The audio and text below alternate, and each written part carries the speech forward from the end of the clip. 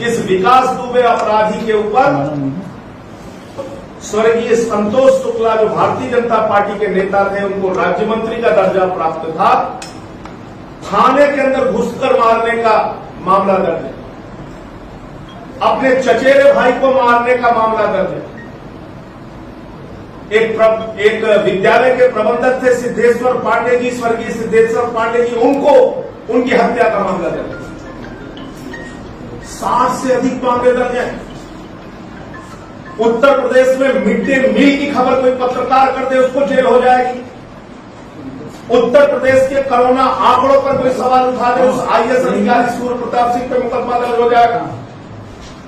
Sand mafia के खिलाफ कोई पत्रकार लिख दे तो उसकी हत्या हो जाएगी उन्नाव में। और एक दुर्दांत अपराधी पिछले 2.5 साल से घूम रहा है, उसके खिलाफ कोई कार्रवाई नहीं हुई।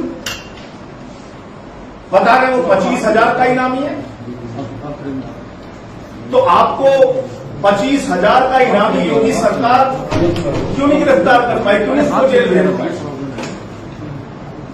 और जिन उत्तर प्रदेश के बहादुर पुलिस वालों को आपने भेजा इस दुर्दांत अपराधी को पकड़ने के लिए,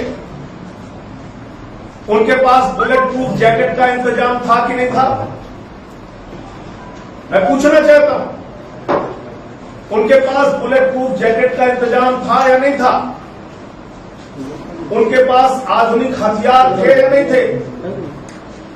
उनके पास इन दुर्दांत अपराधियों से लड़ने के लिए पर्याप्त पुलिस बल था कि नहीं था? क्योंकि हमारे 8 बहादुर जवानों की जान गई है, उसमें डीएसपी रैंक के अधिकारी, इंस्पेक्टर रैंक के अधिकारी उत्तर प्रदेश पुलिस के, सब इंस्पेक्टर रैंक के अधिकारी, हमारे पुलिस के जवान वो शहीद हो गए, उनकी जान चली गई। कभी आपने इतनी बड़ी घटना नहीं सुनी होगी। और इसका मतलब कि संगठित अपराध उत्तर प्रदेश में चल रहा है। योगी जी दावा करते हैं हमने संगठित अपराध खत्म कर दिया। योगी जी कहते हैं हमने संगठित अपराध पे सबसे करारी चोट पहुंचाई है। उत्तर प्रदेश के कई जिलों में संगठित अपराध चल रहे हैं और समानांतर सरकार चल रही है इन अपराधियों की।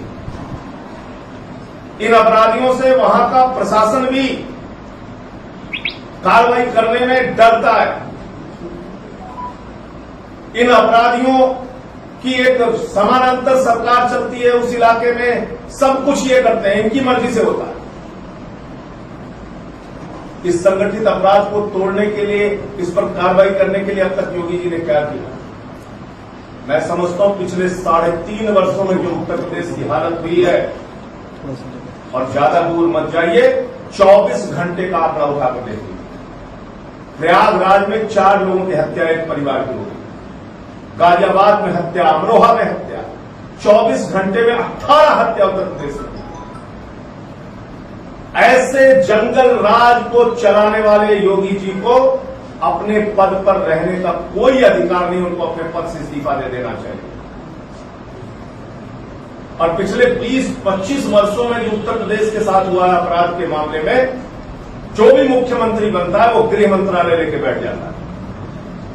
जो भी मुख्यमंत्री बनता है वही गृह मंत्री के ऊपर कब्जा किए, गृह मंत्रालय के ऊपर कब्जा किया रहता है, क्योंकि उसको पुलिस तंत्र को अपने हाथ में रखना। उससे अपराधियों को राजनीतिक संरक्षण भी मिलता रहा है, हम जानते हैं, छुपी बातें नहीं। अब क्यों लेके बैठे हुए?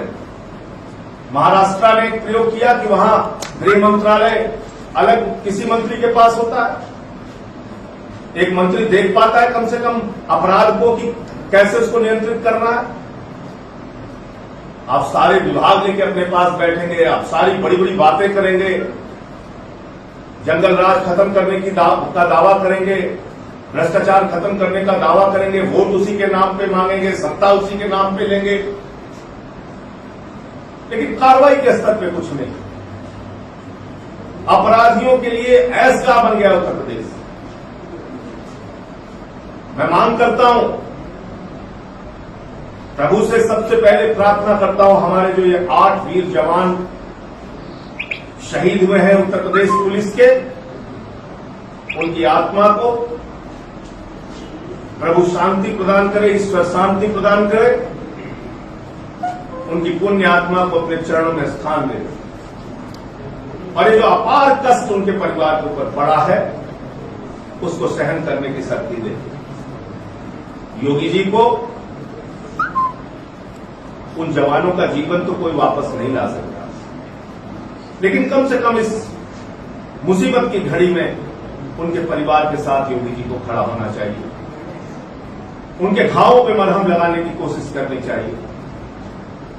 1 करोड़ रुपए की सम्मान राशि सभी जो हमारे जवान शहीद हुए हैं उनके परिवारों को दिया जाए। जिन जिन पदों पे थे उन्हीं पदों पर उनके परिवार के लोगों को नौकरी दी जाए और इस घटना की संपूर्ण उच्च स्तरीय न्यायिक जांच कराई जाए। हाई कोर्ट के सिटिंग जज से न्यायिक जांच कराई जाए, किन परिस्थितियों में ये हमारे 8 जवान शहीद हुए हैं, उनके पास किन किन संसाधनों का अभाव था जिसके कारण आज उनकी जान गई है। इतने दुर्दांत अपराधी को 2.5 साल तक खुलेआम बाहर कैसे रहने दिया योगी सरकार ने, इन सारे बिंदुओं की जांच होनी चाहिए। कल पूरे उत्तर प्रदेश में इस मामले को लेकर आम आदमी पार्टी की प्रत्येक जिला इकाई प्रदर्शन करेगी, आंदोलन करेगी और इन जवानों के लिए जिन्होंने अपना सर्वोच्च बलिदान दिया है अपराध से लड़ते हुए, उनके लिए श्रद्धांजलि सभा का आयोजन करेगी। उन जवानों को हम सर झुका के नमन करते हैं। उनकी आत्मा की शांति के लिए प्रभु से प्रार्थना करते हैं।